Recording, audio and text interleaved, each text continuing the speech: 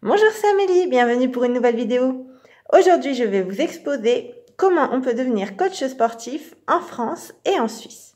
Je vais en profiter dans cette vidéo pour vous parler du métier sans langue de bois et peut-être pour évoquer des choses que vous n'entendez nulle part parce que il y a la voie classique qu'on va toujours vous exposer, mais les non-dits, les coulisses et la façon dont ça se passe concrètement sont en général peu évoqués. Donc au risque de déplaire, vous saurez tout aujourd'hui grâce à cette vidéo.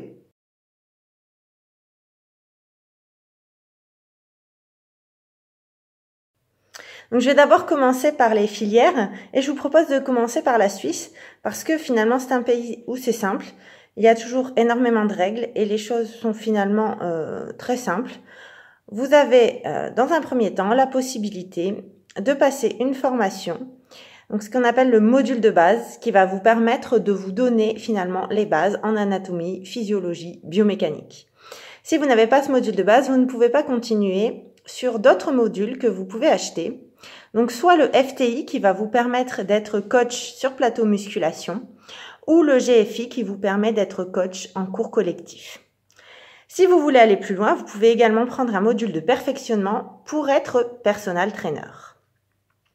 Ce n'est que dans un dernier temps, et si vous en avez envie, que vous pouvez tenter le brevet fédéral.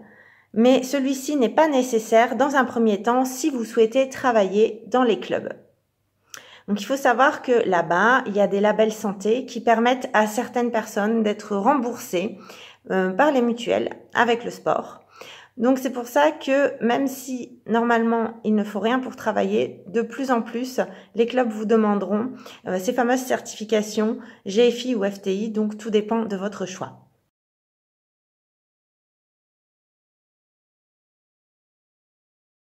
En France, les choses deviennent de plus en plus compliquées, car l'État met de plus en plus en place différentes filières qui viennent à se concurrencer.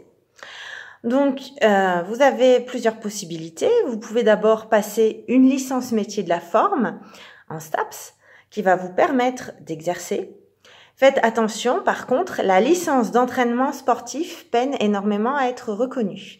Et de nombreuses personnes qui passent cette licence sont obligées de repasser ou une licence forme ou les 3 autres filières que je vais évoquer. Ensuite, vous avez le DOST métier de la forme. C'est une formation qui est très peu souvent évoquée, mais elle existe bel et bien. Elle s'effectue en 2 ans. Il existe 4 centres en France. Et l'avantage, c'est que comme vous faites la formation en 2 ans, c'est un peu plus facile de trouver des financements auprès des entreprises que vous pouvez démarcher pour les stages. Ensuite, vous avez le fameux BPJEPS. En général, si vous tapez sur Google « Comment devenir coach sportif », c'est la première formation qui apparaîtra. Donc le BPJEPS AG2F est devenu BPJEPS AF, c'est-à-dire qu'on a inclus énormément d'haltérophilie dans la mention musculation qui vous permet d'exercer sur plateau. Comme en Suisse, vous pouvez acheter ou la formation cours collectif ou la formation plateau musculation ou les deux. Les deux sont bien sûr recommandés parce que ce sont des filières qui se complètent. Par ailleurs, sur certains clubs, on demande généralement un peu de polyvalence. Enfin, vous avez maintenant le CQP. Pendant longtemps, le CQP ne vous permettait pas de travailler énormément d'heures. C'était limité, je crois, à 7 heures semaine. Aujourd'hui, il permet complètement de concurrencer un BPJEPS, à ceci près que vous n'êtes pas reconnu comme coach sportif, mais comme animateur de cours collectifs. On est d'accord, vous n'avez en principe aucune compétence pour être sur plateau musculation, ni pour être sur des coachings individualisés. Vous ne pouvez faire que des cours.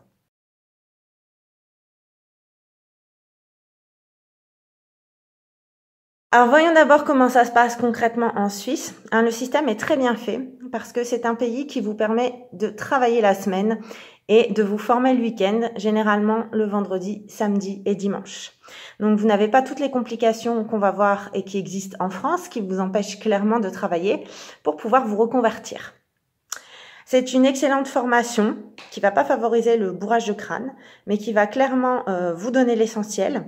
Donc ça reste exigeant. Il y a également des épreuves physiques à passer. Donc ça reste tout à fait qualitatif. Le seul point noir réside peut-être pour ceux qui sont en cours collectif et qui ne pratiqueraient pas suffisamment à côté. En effet, contrairement à la France, la pratique, les stages donc ne sont pas obligatoires. C'est un suivi de cours qui est imposé. Et il y a bien sûr une différence entre suivre un cours et ensuite le donner. Néanmoins, ce système a pour avantage d'éviter les abus et de faire en sorte qu'on ne prenne pas les stagiaires à la place des salariés, comme c'est bien souvent le cas en France.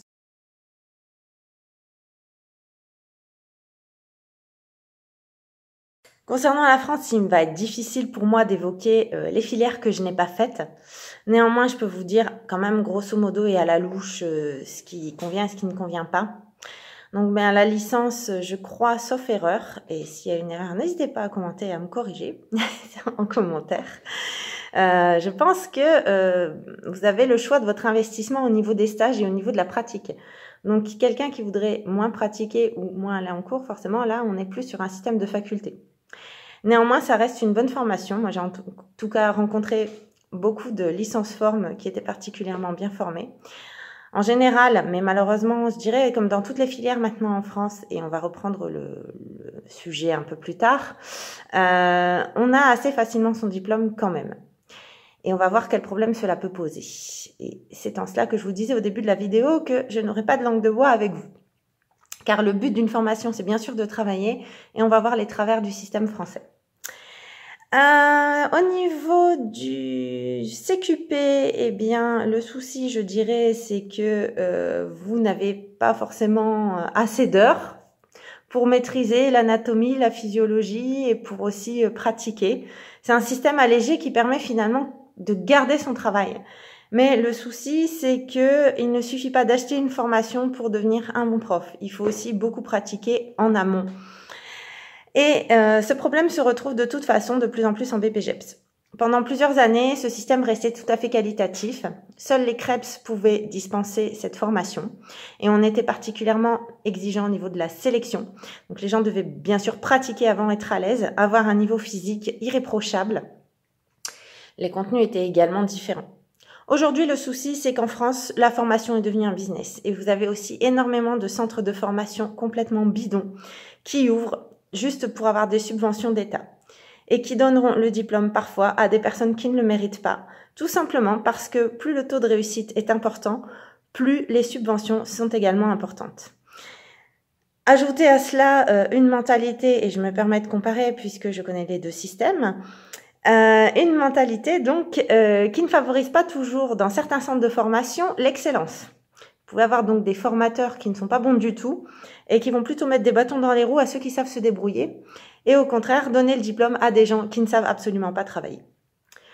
Cela ne pose pas problème dans un premier temps si je puis dire, mais sachez qu'à la longue, si vous ne savez pas travailler, ça finira par se voir sur le marché et vous finirez par finalement avoir passé une formation pour rien du tout.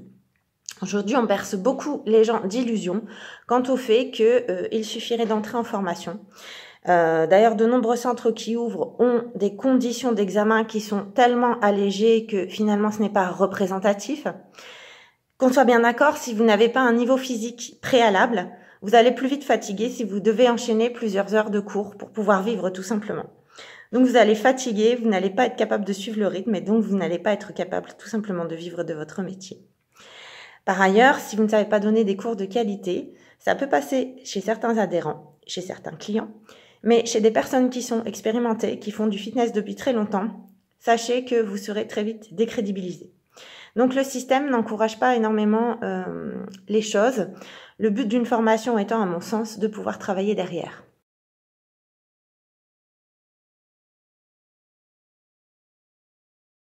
Alors je ne reviendrai pas spécialement sur les modes de financement puisque ça a fait l'objet d'une autre vidéo, du moins sur les modes de financement en France, avec quelques commentaires que j'ai eus. Oui, je vous l'accorde, c'est très compliqué malheureusement d'obtenir des financements en France. Néanmoins, ce n'est pas impossible. Et certains des financements évoqués restent possibles, seulement il faut beaucoup insister. Et le souci, donc oui, voilà, comme je l'évoquais, c'est qu'effectivement, contrairement au système suisse qui vous permet de conserver un travail en semaine, en France, généralement, on vous demande de tout arrêter pour être présent tous les jours en cours, ce qui est complètement absurde à mon sens, mais qui ne change pas depuis des années. Donc, je voudrais plutôt évoquer maintenant avec vous la façon dont ça se passe concrètement au niveau du métier. Parce que je pense que ces dernières années, ce métier est devenu en quelque sorte à la mode. On a beaucoup fait croire que c'était un métier cool, très sympa, où on gagnait sa vie à pas faire grand-chose. Il faut savoir qu'il y a beaucoup de low-cost qui arrivent un peu partout et qui font baisser le coût du travail. Donc, si vous pensez essayer d'être bien payé, va falloir, être résistant, ne pas avoir peur d'enfiler les heures. Et deux, il va falloir aussi être peut-être un peu meilleur si, par exemple, vous travaillez pour quelqu'un et que vous estimez que vos tarifs doivent être supérieurs. Il est, étant donné le système de formation que je viens d'évoquer, il est tout à fait possible aujourd'hui de créer la différence si effectivement vous avez une véritable plus-value et que vous vous y connaissez par rapport à votre métier. Néanmoins, il faut faire attention à la concurrence. Et surtout, et je me permets de le dire parce que je peux comparer les deux systèmes, surtout en France où en général les gens sont beaucoup jaloux et n'ont pas peur dans certaines régions de vous mettre énormément de bâtons dans les roues. Ce qui est ridicule puisque la force d'un métier, d'un corps de métier, ce serait plutôt d'être soudé et au contraire de plaider pour sa chapelle pour pouvoir montrer en quoi le sport aujourd'hui c'est un excellent moyen préventif pour la santé. Ça nous permet de vieillir mieux, ça nous permet d'être en meilleure santé, d'être en meilleure forme. Mais je ne pourrais pas revenir et encore moins changer les mentalités. Donc juste ce qu'il faut être, c'est juste être très bon. Donc je pense que pour ça, il faut être vraiment passionné. Et j'attire votre attention sur le fait qu'il faut faire attention entre le flattage d'ego. Certains coachs ont en effet tendance à penser qu'ils font leur show, ils se fichent pas mal de donner les options, de donner les placements, ils se fichent un peu pas mal de leurs adhérents. Finalement, ils font un peu leur show, ils attendent leur fan club. Je pense que être passionné et faire ça par passion va tout changer. Les gens sont tout à fait réceptifs au fait que vous vous intéressiez à eux et que s'il y a 3 niveaux, donc un confirmé, un débutant et quelqu'un qui a un niveau moyen, si vous êtes capable de tous les garder dans un seul et même cours, croyez-moi, c'est bingo. Il est aussi très important de creuser ses connaissances. Il est bien évident que si vous découvrez l'anatomie, la physiologie, etc., pendant une année de formation, vous allez faire du bourrage de crâne, mais vous n'allez rien retenir. Il ne faut pas avoir peur de creuser, de lire, de se mettre à jour de ses connaissances. Et éventuellement aussi de se former, y compris dans certains cours collectifs, même si vous êtes déjà très débrouillard parce que vous avez eu la chance de suivre des cours avec de très bons coachs. Parfois, sur certaines filières, il ne faut pas hésiter à se reformer un petit peu. En tout cas, il faut vraiment être passionné et ne pas avoir peur de travailler, puisqu'il est bien possible aussi que dans un premier temps, vous deviez commencer que par des cours collectifs. C'est ce qui est quand même le plus demandé sur le marché, et ça aura comme inconvénient au départ d'être en remplacement et d'avoir des journées qui sont complètement coupées. Donc vous pouvez très bien partir tôt de chez vous et rentrer tard, parce que vous avez un cours le matin, le midi et le soir. Et par ailleurs, il faut être bien sûr tout à fait résistant. En effet, malheureusement, de plus en plus, le coach plateau a tendance à disparaître, car les clubs généralistes se sont laissés complètement submerger par l'arrivée de low cost dans certaines régions. Le souci, c'est que ces clubs n'ont pas compris qu'ils pouvaient maintenir un certain prix pourvu qu'il y ait vraiment une qualité de travail et aussi un sens du service client qui fait parfois trop défaut. À partir de là, nécessairement, si vous n'avez pas une qualité supérieure que vous souhaitez maintenir et donc aussi un tarif en payant vos employés, nécessairement, les personnes vont chez le low cost. Donc, je pense que vous avez la majeure partie des informations qui sont nécessaires pour comprendre ce qu'est le métier aujourd'hui, de par cette vidéo. Vous noterez que je n'ai pas eu peur de vous dire aussi les travers qui existent, parce qu'on va souvent vous dresser dans de nombreuses vidéos le côté tout beau, tout rose, par exemple des formations. Donc sachez que non, tout le monde ne travaille pas forcément après une formation, il suffit pas d'acheter une formation. Si vous n'avez pas fait de fitness avant, ça peut évidemment poser problème puisque vous ne connaissez pas assez votre secteur.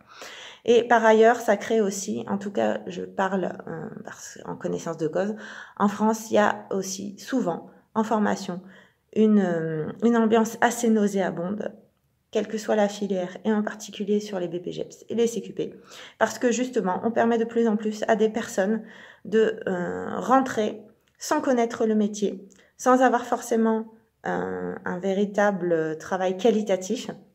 Et ça crée souvent beaucoup de concurrence. Alors qu'au final, même si vous mettez des bâtons dans les roues du voisin, si vous ne savez pas travailler, au final, vous vous ferez rattraper, il n'y a pas de souci. Donc, voilà ce que j'avais à vous dire. Bien entendu, comme toujours, je reste ouverte à vos commentaires et vos questions. Sachez en tout cas que ce n'est pas un métier aussi simple qu'il y paraît. Il faut vraiment être passionné. Il vous demandera beaucoup de travail, beaucoup aussi de préparation, même si vous êtes déjà assez à l'aise. Si vous voulez vraiment plaire, ben voilà, c'est beaucoup de boulot, il faut pas croire. Maintenant, par contre, si vraiment vous pensez que c'est votre voie, si vraiment rien n'y fait, alors lancez-vous, parce que c'est que du bonheur. Voilà, donner du bien-être aux gens, c'est vraiment génial. Donc, j'espère que cette vidéo vous a plu, qu'elle vous aura été utile. Et puis, je vous dis merci, à bientôt pour d'autres vidéos.